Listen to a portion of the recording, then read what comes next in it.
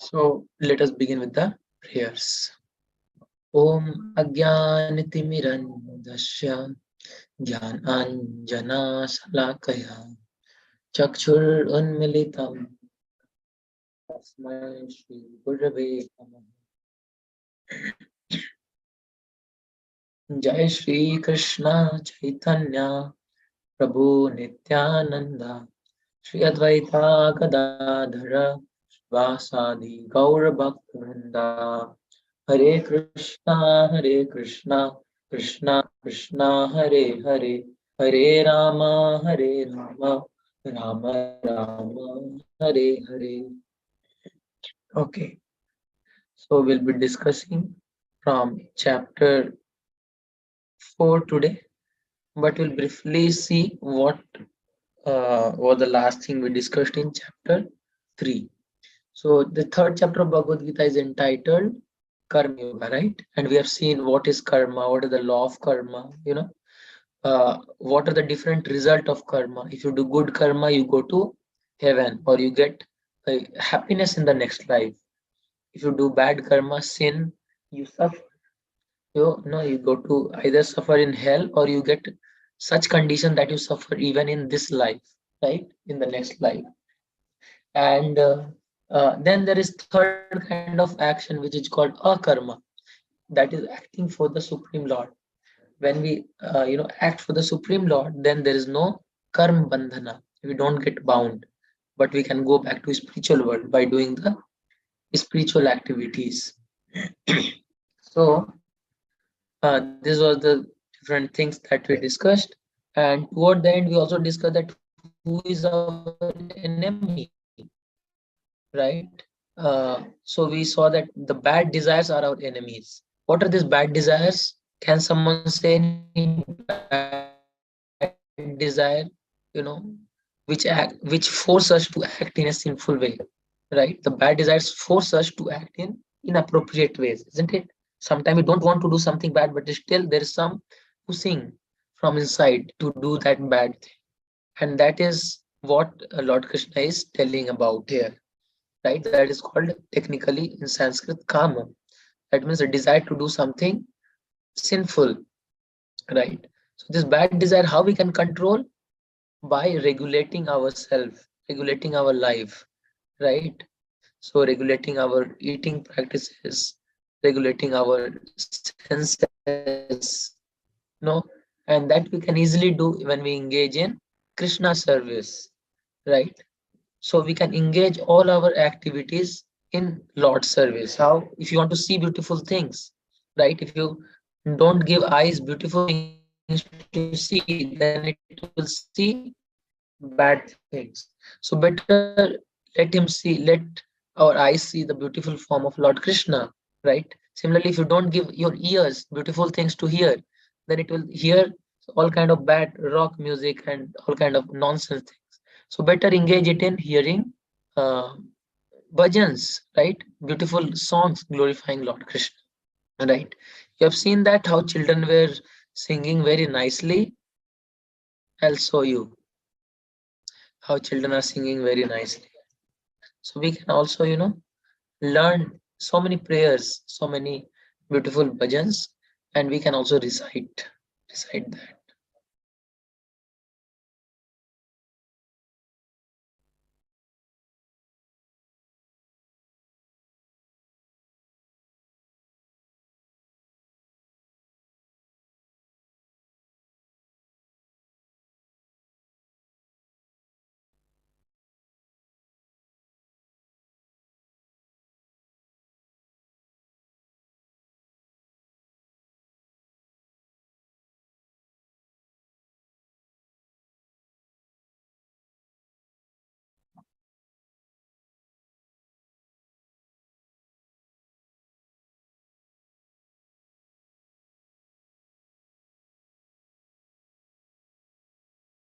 So the children are singing so nicely.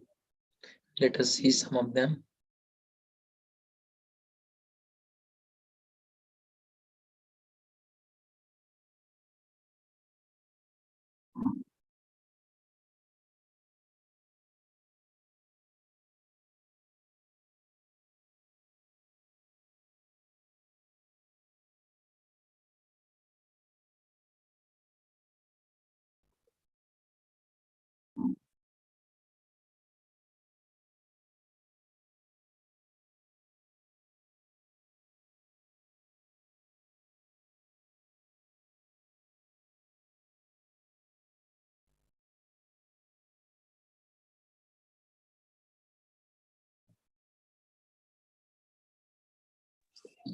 Sir, I can't hear. Oh,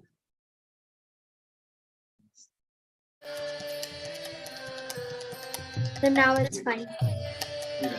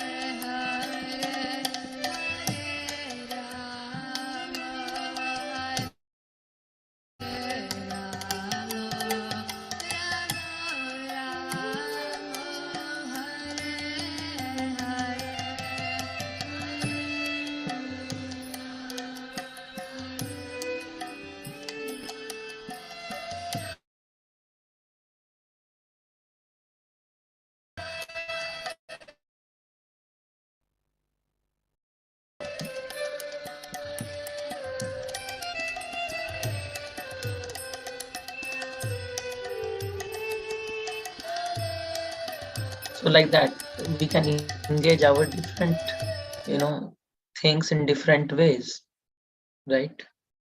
So in this way, what will happen? Our senses will get automatically controlled. If you want to eat, you can offer the food to God and eat so many beautiful things, right? So this is how we can control our senses. So that was about chapter 3. Now we'll discuss chapter 4, and it is also a very wonderful chapter, and you'll learn so many beautiful stories, lessons here, right? It's a wonderful chapter. So let us begin this chapter. So this chapter is entitled Transcendental Knowledge, right? So first of all, these are the different topics that we'll discuss. The parampara of knowledge, how knowledge comes in, how knowledge comes in different, you know, a disciplic succession from one teacher to another, right? Then we'll discuss about the divine nature of Krishna's appearance. His appearance is not like a ordinary person's appearance and disappearance. Then we'll deal with how Krishna deal with different people, atheists, philosophers, or his devotees, everyone. And finally, how we can attain the knowledge about God. So there are so many beautiful things to discuss in this chapter. So we'll discuss first Arjuna's question, right? Or Lord Krishna's telling about the parampara of knowledge. So you may be new to this term, parampara of knowledge, but I'll tell you. Okay. So just 1 minute. I need to talk to someone. Just give me a few minutes. I'll be back in a few minutes.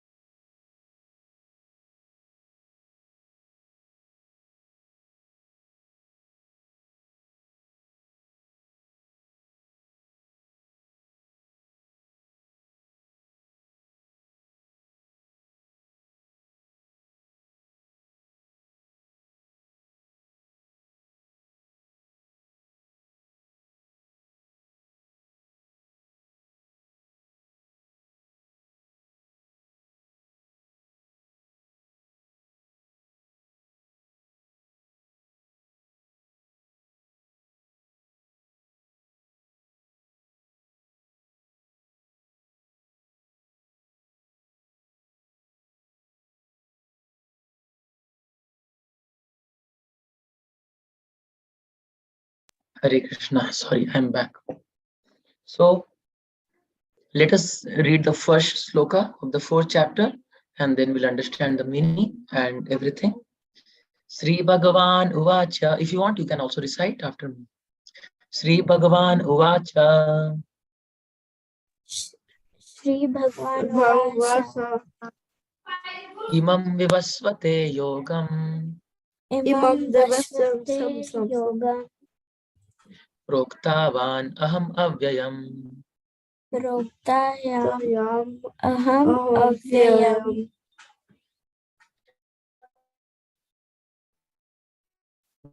Vivasvan Manave Praha Vivasvan Vivasvan Manave Praha Vivasvan Manve Praha Manur Ikchavake Bravit.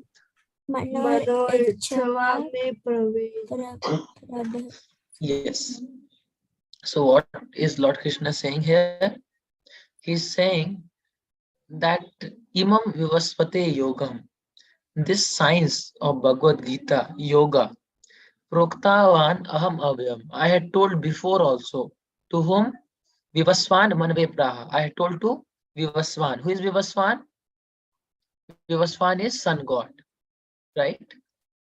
And Vivasvan Manave Praha. He told to whom? Manu. Manu Ikchavake Bravit. And Manu told to whom? Ikchavaku. Now you may think, why this knowledge is like this? One person told to another like that. This is called parampara of knowledge. So Krishna told to whom? Vivasvan, the sun god, right? Sun. So now, first of all, you may think that, oh, sun god is a person. What do you think? Sun god is a person? Yes. Sun god is a person. Now we understand sun, there's no life possible, isn't it? Then how do we understand that sun god is a person? Isn't it? Question. Can someone answer? How can we understand that there is some living entity living on sun and there's a person who is taking care of sun? How to understand this? So the answer is actually yes, life is there. Now, how to understand this? See, we have got different elements like matter, earth, water, fire, air, ether. You know, earth, we see there are so many germs, isn't it? Earthworms are there and so many things are there, right? Then water also see, we see that earth, water, fire. You know, recently scientists have found that even in fire there are living entities. Do you know that? Even in such a high temperature there are living entities. And uh, air also there are living entities. Birds are there and so many insects are there. Ether, the space, we already know that.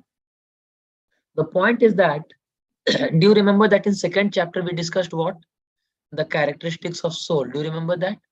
The soul can neither be burnt, nor can it be moistened, nor can it be dried, nor it can be, cut by any weapon. So for soul, there is no impediment in living anywhere, right? We just need a body over it. And that body can be made up of anything.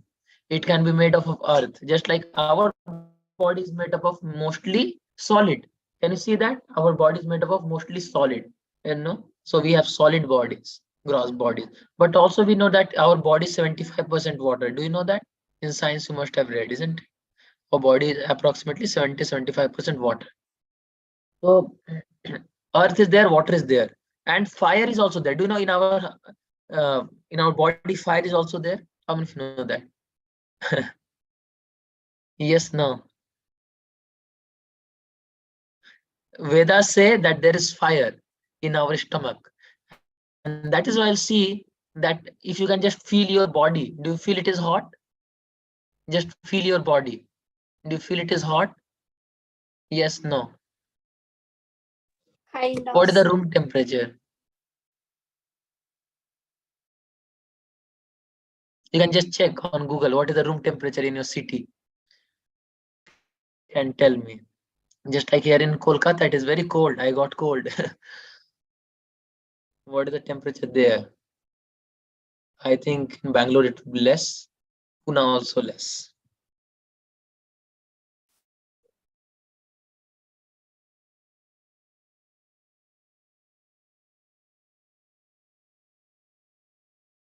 It is 24 here. In night it become lesser. It become 14, 15 like that. Sir, in Pune it is 18 degrees Celsius. Oh, it is very less. And in Bangalore, Sir, in we cannot hear you. How much? I'm muted.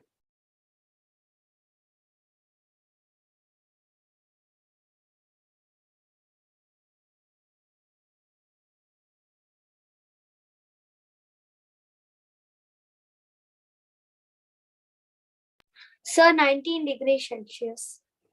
Oh, it is lesser than Kolkata. Okay. So whatever.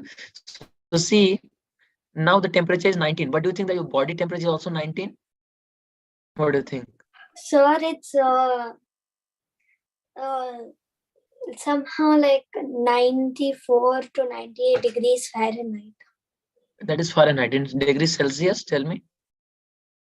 The body temperature is 37 degrees. A normal human being's temperature is 37 degrees.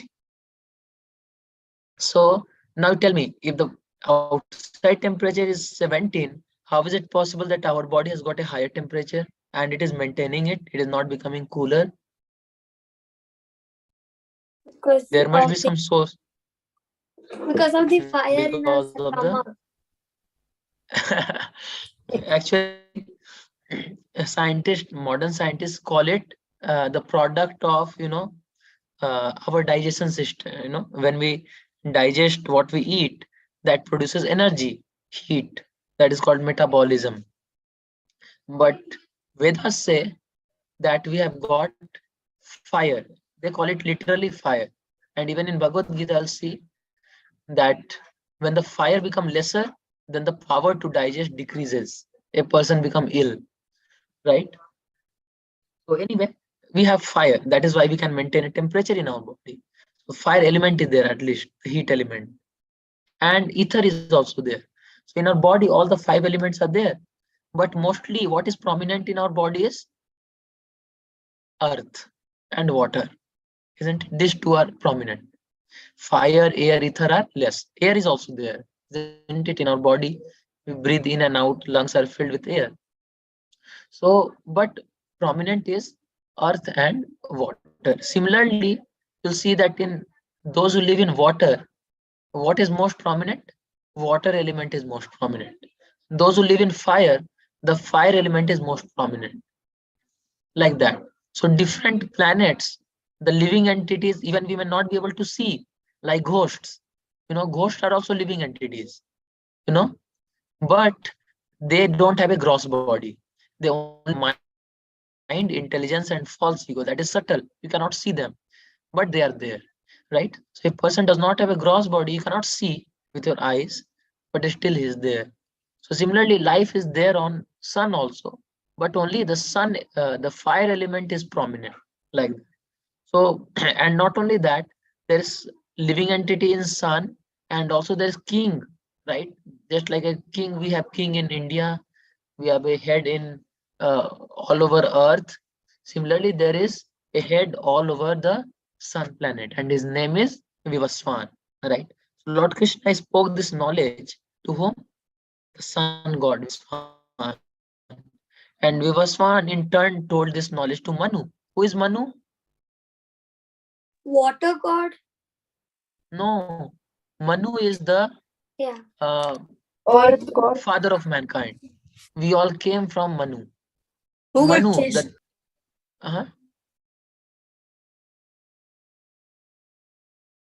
So Manu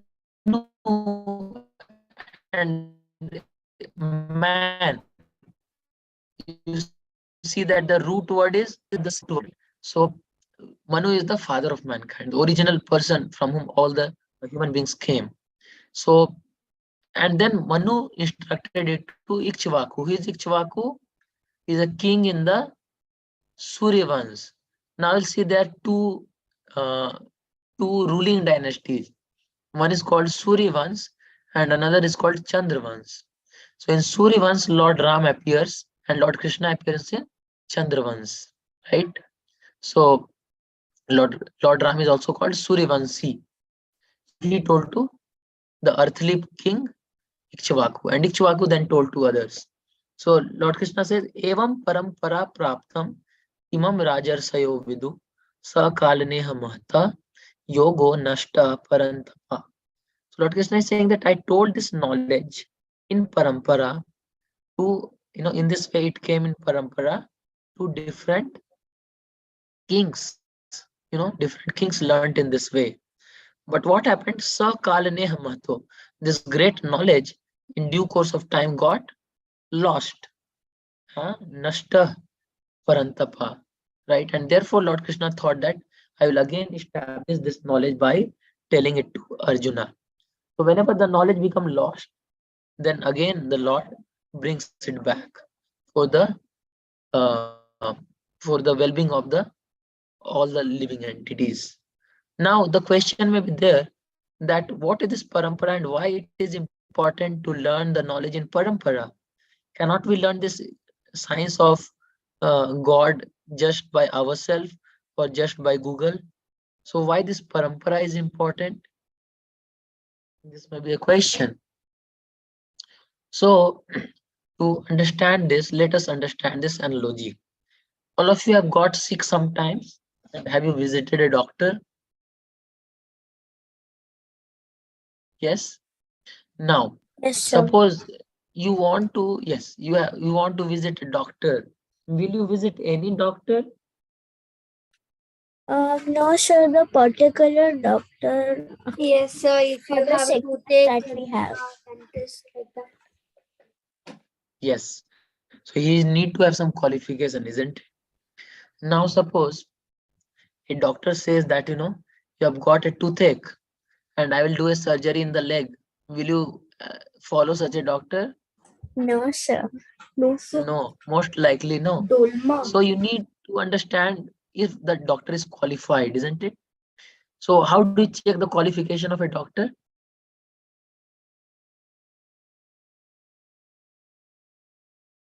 Sir, can you repeat? How do you understand a doctor is bona fide, good? How do you check the qualification of a doctor? Sir, a doctor is selected by giving an exam. Yes. Yes. So if you see any doctor, you'll see that he has written, I have done my MBBS from this college. I have learned under this professor, isn't it? If you suppose a doctor is there and he said that I know all the medical science, I have learned all the medical books, and I have also seen how to do surgery in the YouTube, will you get treated by such a doctor? No. Sir. Isn't it stupid? Can someone learn surgery by YouTube? No, sir. No, he has to learn it from another doctor doing it personally, isn't it? So because such knowledge is practical knowledge. It is not that we can learn that knowledge by reading some book or by seeing some videos on YouTube and Google.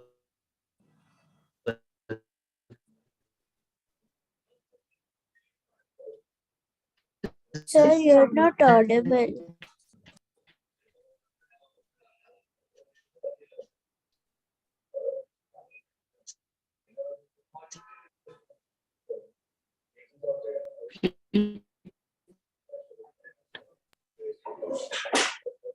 Yes. Yes, sir.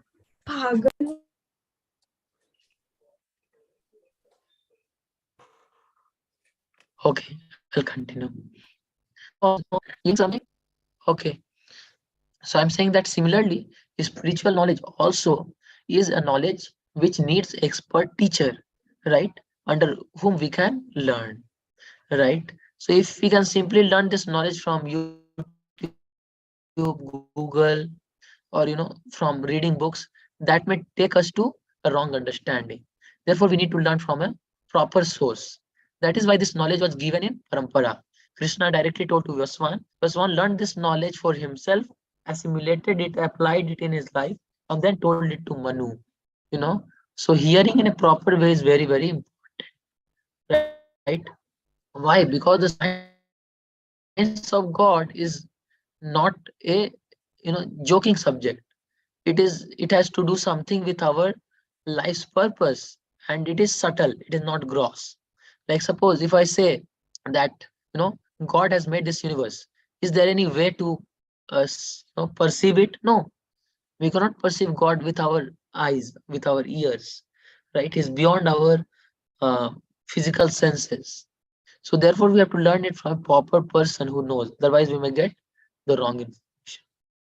So whom we can learn from? We can learn from either the Supreme Lord himself, when the Supreme Lord Krishna is himself is speaking in Bhagavad Gita, or we can learn from his bona fide representatives who have who are telling the same knowledge without any deviation. So then Lord Krishna tells that why I'm teaching you this, right? He's telling to Arjuna, because you are my devotee and you are my friend, so you'll not misunderstand me, right? So this is the qualification, that if you want to learn Bhagavad Gita, because it is great science, we can only learn it if we become devotees of the Lord. Then we will be able to understand the mysteries of this science. So now it is not that becoming a devotee means we cannot ask questions. We can ask questions, but we should have full faith in the Supreme Lord and his supremacy. So now here you can see Arjuna is also asking question. Do you know what Arjuna asked a question? A simple question that all of you may also have.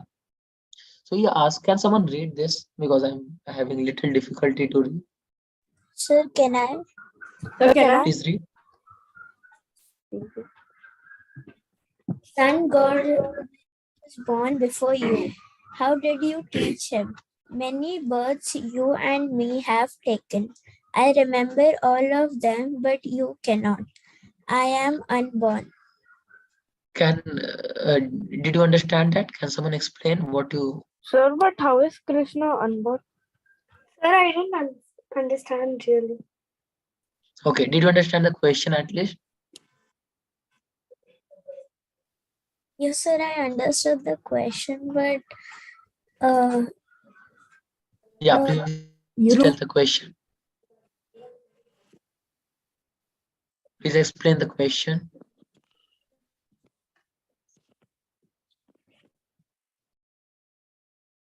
What is Arjuna's question? what? What was Arjuna's question? Sir, Krishna understand? was born after the sun god. Arjuna is asking, how did you teach the sun god if you were not born at that time? Yes, perfect. All of you understood? Yes, sir. Okay. So Arjuna question is very nice, isn't it? He's saying that, you told this knowledge to sun god, we just see it here. But how do I understand that? Because, Arjuna and Krishna are like contemporary, born of same age. So he's asking that how can I understand this? Now, what is the answer Lord Krishna gives? Let us see how many of you can understand. Please read this and try to understand.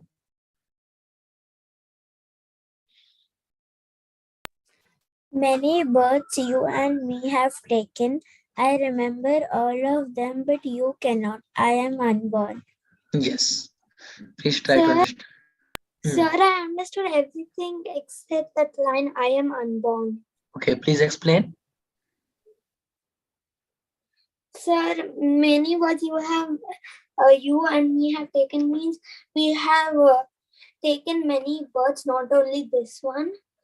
And he said, Krishna said, I remember them, but you don't remember them all.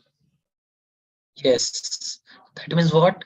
Not in this birth I spoke this science, but in previous birth, or maybe many previous births, like that. Is that clear? Sir, what does I am unborn means? Yeah, well, explain that. But you understood that? So Lord Krishna Yes, sir. answered that, it is not in this life, but in the previous lives. Now, the difference between a Jiva and the Supreme Lord Bhagwan is what? Supreme Lord remembers everything that he has done in his different lives. But what happens to us? We are also eternal, isn't it? We have discussed in second chapter that the Jiva, the spirit soul, is not die. It does not die when the body perishes, isn't it? We are eternal. So if we are eternal, that means we have also taken many births, isn't it? So this particular birth, do we remember what we happened in the previous birth? Any one of you remember? No, sir. No.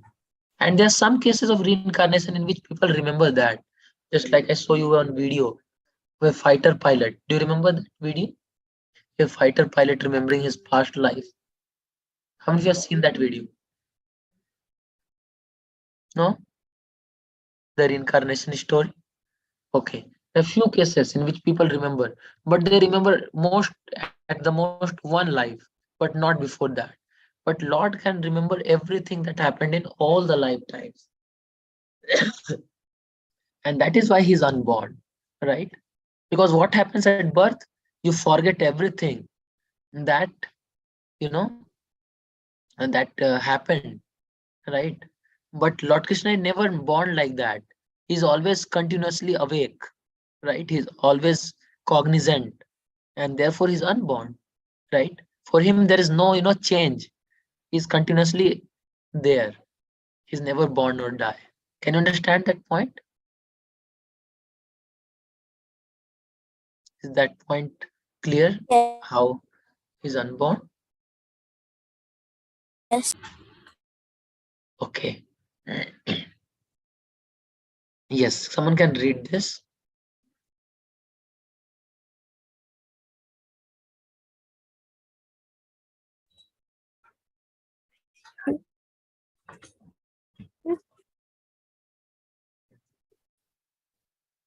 Sir, can I read? Sir, can Yes. I read? Okay, Brinda can read this time. Krishna has a transcendental body which gives It's never Detroits. Advaita one. Without a second, he appears exactly in his internal body, uncontaminated by this maternal world. Yes. So what does it mean? Krishna does not have a material body. He has a transcendental body, a spiritual body, you can understand. So what happens to material body that we have? Just like you are a little child, you were maybe when you came out of we came out of mother's womb. At that time we were very small, just like we can come in a lab. Now we have become bigger, right? Now after some time we'll become even bigger, isn't it? Like I became young man, and after that what will happen? I'll become a old man, right? And then what happened? I will die. So that is with regard to a material body. A material body keeps on changing like that. But does that happen with spiritual body also? No. Now you may ask a question, how Krishna is unborn? Because Krishna has a spiritual body, and his spiritual body does not born and die like that, right? So Krishna does not have to become old man. You'll never see a picture of Lord Krishna in which he's appearing like an old man. Like on the battle of Kurukshetra, he was approximately 100 years old, but still you see that he's appearing like a 25 years old boy, a young man, maybe 20 years old man, like that, because he has got a spiritual body, and therefore he never he never forgets anything. So now Krishna begins to describe about his divine appearance. Krishna's appearance and his activities are not ordinary. It is not like ordinary man taking birth and doing activities. It is divine, right? How it is divine? We'll discuss that. So this is a very famous sloka in which Lord Krishna tells that when does he appear and what he does, right? When does he appear? and in which different form he appear, what is his purpose, right? Why he appears. Sir, I've heard this sloka. Yes, I've heard this very famous sloka. And then he also tells that if we can remember, if we can know about Krishna's birth and activities are all divine, transcendental, then what will happen? That result also will understand, right? So these things we'll discuss today. So let us begin with the first. When Krishna appears, right? So when Krishna appears, this sloka tells us. So all of you can also recite following. Yada yada hi dharmasya यदा यदा हि धर्मस्य ग्लानिर्भवति भारता ग्लानिर्भवति Bharat अभ्युत्थानमधर्मस्य अभ्युत्थानमधर्मस्य तदात्मानं सृजाम्यहम्. तदात्मानं सृजाम्यहम्. So what does it mean? Yada yada. When does Krishna appear? Yada yada hi dharmasya. Dharma means the rules and regulation which are set by God, which is good for us, right? Glanir. Glanir means decrease or decline. So whenever there is decline in the religious principles, right, which are good for us, and abhyuthanam adharmasya, and there is increase in adharma. What is adharma? The sinful activities, like things which are not ordained by God, against the laws of God. So when adharma increases and dharma decreases, at that time Lord Krishna appears, right? So when Lord Krishna appears, he appears in many ways, right? Like you can see here the different incarnation of Lord. Can you see this first picture and tell what is this incarnation? Let me see if you can guess. Which avatar is this?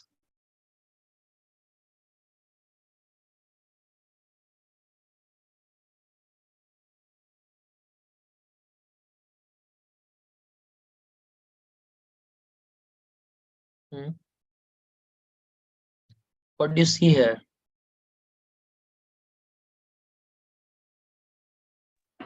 Sir, is this an avatar of Vishnu? Which avatar? Sir, I'm actually not able to identify it. Yes, it is Matsya avatar. Lord came as a great fish, right? Because there was a great flood of devastation and everything was drowning. So Lord came as a fish and saved all the people by bringing them into a boat, right? So they could escape. Now, can you identify the second one? This one?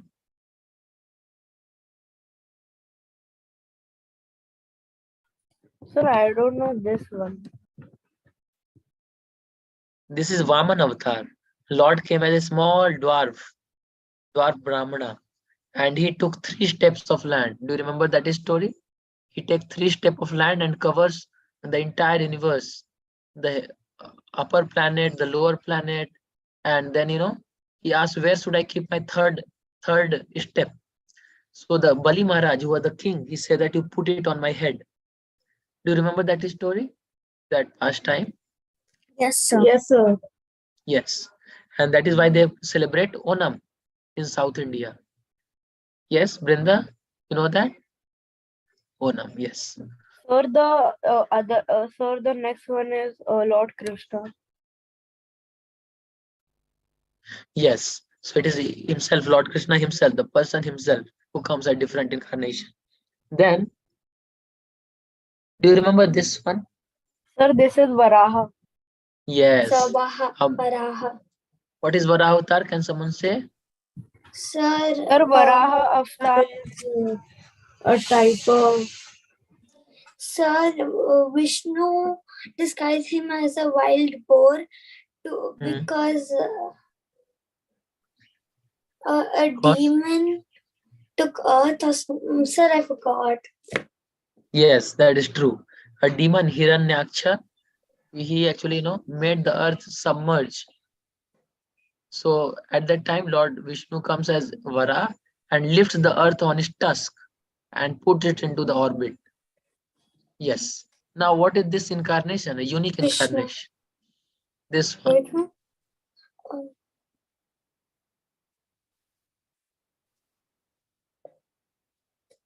This is Sir, incarnation in form of a book. Lord Krishna also comes as a book. Do you know? That is book incarnation. That is Srimad Bhagavatam. Right? He comes as a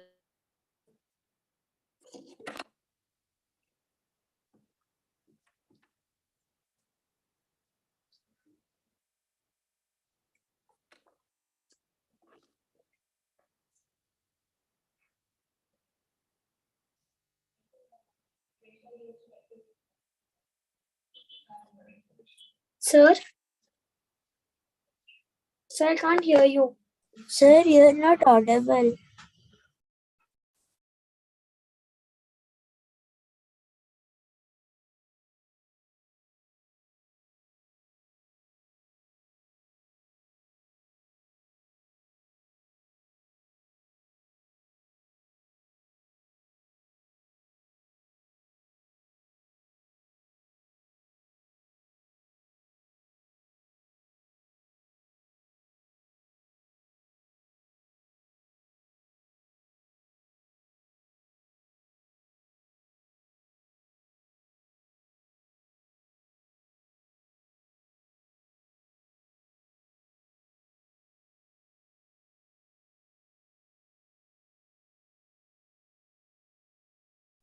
yes. So why does Lord Krishna appear? He's telling the reason. So he come for three purpose. You can see here 1, 2, 3. What is the first? Paritranaya sadhuna, vinasaya cha duskritam, dharma samsthapna arthaya sambhavami yuga yuge. Now you have to tell me the meaning. You can try. The words are very easy to get.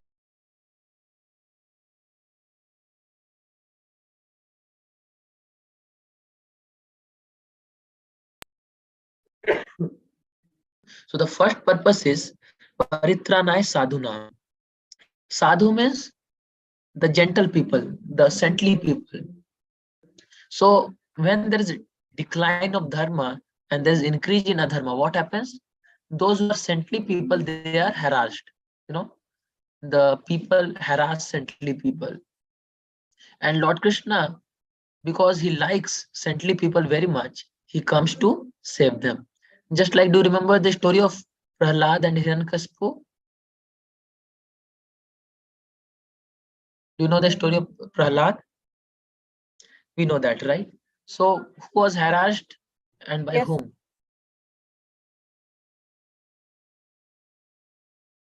Hiranyakashipu was harassing his own son, the Prahlad.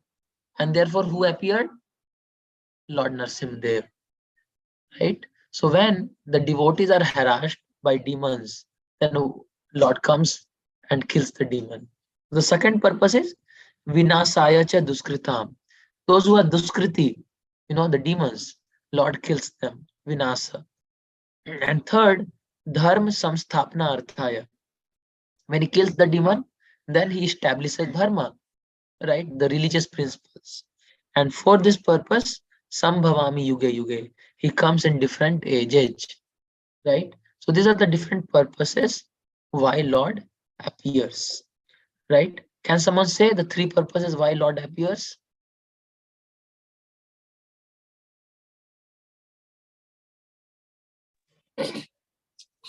Sir, one is when like the good people are being troubled or there's less of karma, and I couldn't uh, listen to the second and third because your voice was breaking, sir.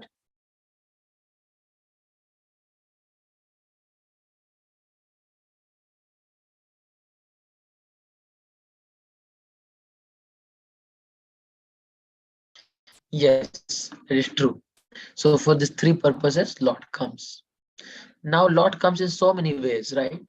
You can see here Buddha incarnation, Kalki incarnation, the fish incarnation, tortoise incarnation, Varahadev, Narsimdev, Vaman Dev, Parsuram, Lord Ram, Balram, like that. Lord actually has not only this incarnation, but Lord has got unlimited incarnation. But who is the source of all these incarnation?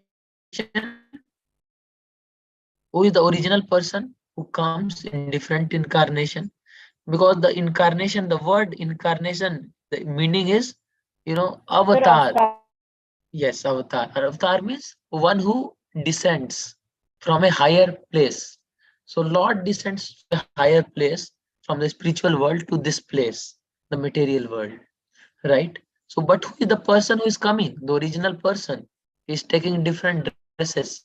But who is the original person? Yes, who is the original person who is coming? Vishnu. Who is that? Lord Krishna.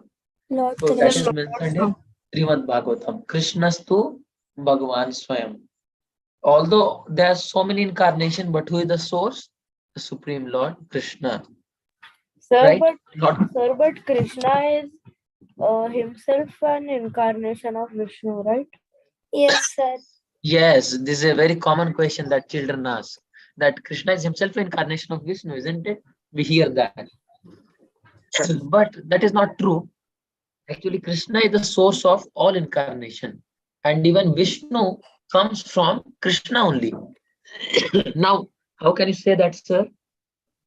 So that we can understand from a pastime, I'll tell you, so that you can understand that. Uh, I think there's another class. Ansu sir, there's another class after this. Yes, sir, but we can continue for 5 more minutes. Okay, I'll tell this story of which children come. They will also hear for 5 minutes and then we'll conclude. Okay. So I'll tell you two stories if the time allows. So first story I'll tell you that when Lord Krishna was king of Dwarka, you know that? Dwarkadhish. So at that time, once what happened, uh, Lord Brahma came. Lord Brahma has got, our Brahma has got 4 heads, 4 heads. You can see in any picture of Lord Brahma, the 4 heads. So, Sir, his fifth head was chopped off. so you know that he has 4 heads? Yes. So when Lord Brahma came, he told the doorkeeper that can you please inform the Supreme Lord Krishna that I have come to meet him. And he was thinking he has little, sense of, uh, you can say, what I can say, sense of big the head, you know. So he said that, please inform Lord Krishna that I have come. And Lord Krishna knew that he has got a little sense of pride. So then Lord Krishna asked his doorkeeper, can you please ask which Brahma has come? Then the doorkeeper goes and says that actually Lord Krishna is saying that which Brahma has come. So then Lord Brahma says, I am the only Brahma, isn't it? I am the only Brahma. What is the question? Who is the Brahma who has come? So you can tell, the Chatur Mukhi Brahma, who is the son of 4 Kumaras. No, sorry, who is the father of 4 Kumaras? He has come, right? So then the doorkeeper goes and inform Lord, and the Lord says that okay, you can call him, right? So then he goes and inform, and then the Supreme Lord, uh, actually calls him. So when the Brahma comes, he actually bows down to Lord Krishna. And when he bows down to Lord Krishna, he sees that, there are so many Brahma, right? He's not the only Brahma. So he see that, There are so many Brahmas and so many Lord Shiva, all of them are bowing their heads before Lord Krishna, you know. So he sees that there is Brahma with 4 heads, there is Brahma with, 10 heads, there's Brahma with 100 heads, and like that, there are many, many Brahmas. And seeing this, you know, he becomes bewildered. Now he understands that, I was thinking that I am the only Brahma, but it appears that I am not the only Brahma, but there are many, many Brahmas, right? I'll just show you this.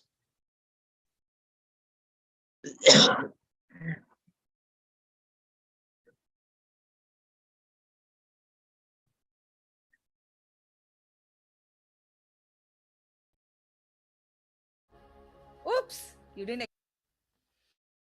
Lord Brahma once tried to test Lord Krishna to Sir, know we if he can't see the really is screen. the personality of God or not. So he kidnapped the children and cows of Braj and hid them in Brahmalok. Lord No, this is a Krishna, to different know one.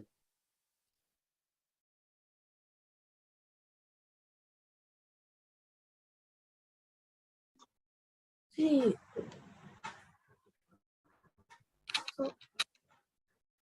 Okay, all right. I'll just complete the story so that it's become late. So, when the Lord Brahma comes in front of Lord Krishna, then he sees that there are so many Brahmas, and he understands that, I'm not the only Brahma because there are so many universes, and in each universe there is a Lord Brahma, like that. So, okay, what I'm doing is I'm just sharing with you this story in the WhatsApp group. You can see that, and in the next class we'll discuss that how Lord Krishna is not the incarnation, but is the source of all incarnation. Okay, so thank you all very much for joining today. We'll again meet next Sunday, and till that time you can read as homework the first 10 slokas of fourth chapter of Bhagavad Gita. I'll share that. Okay, every day one sloka. So thank you very much, Hare Krishna. And now the next class will begin.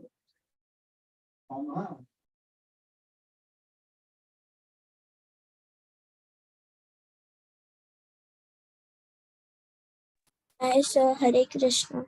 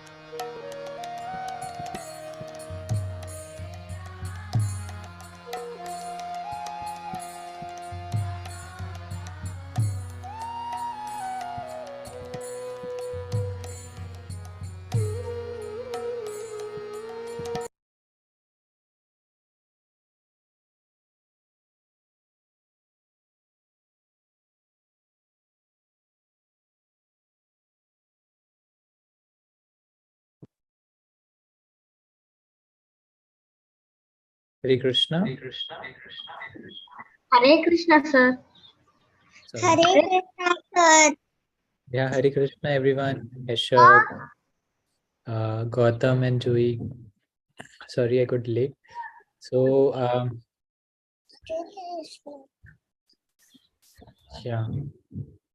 So we'll quickly start with the session. We'll start with the prayers first. So let me go to the presentation. Yes. So all of you can repeat the prayers to me.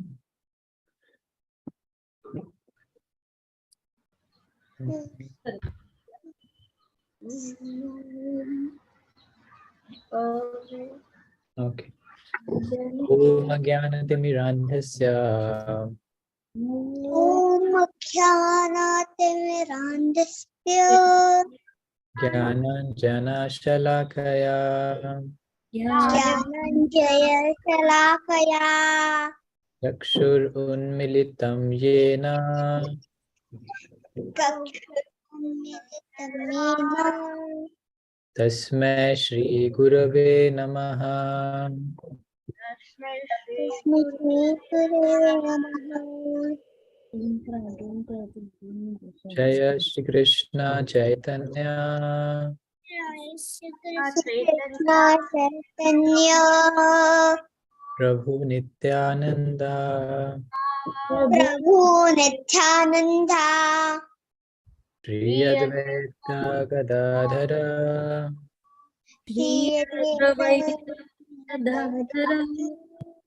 Srivasadi Gaura Bhakta Vrinda Bhaktavinda Hare Krishna Krishna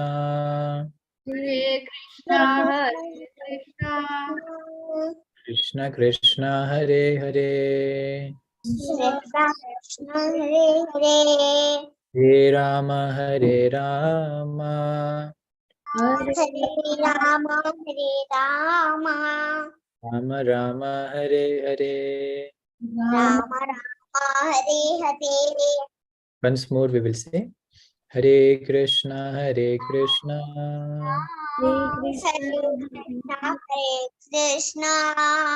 Krishna Krishna Hare Hare Krishna Hare Hare Rama Hare Rama Hare Rama Rama Hare Hare. Rama Rama Hare Hare.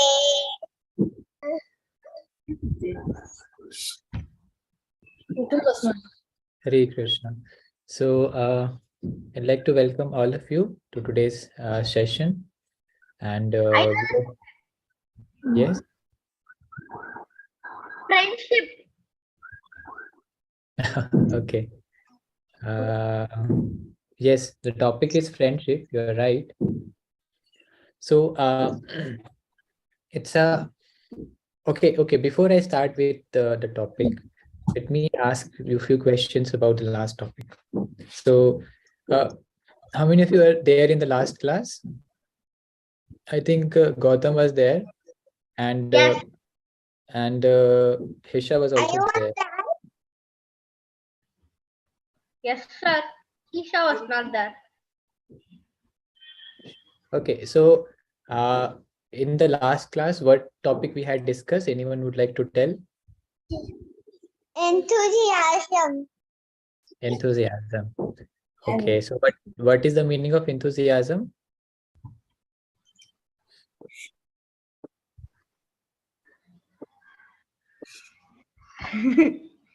I don't remember. Okay, think about it. So anything that you remember from the last class? Any story, any lesson that we learned?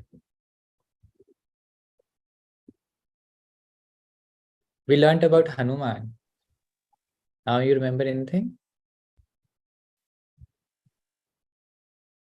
We learned, in fact, 2 stories of Hanuman.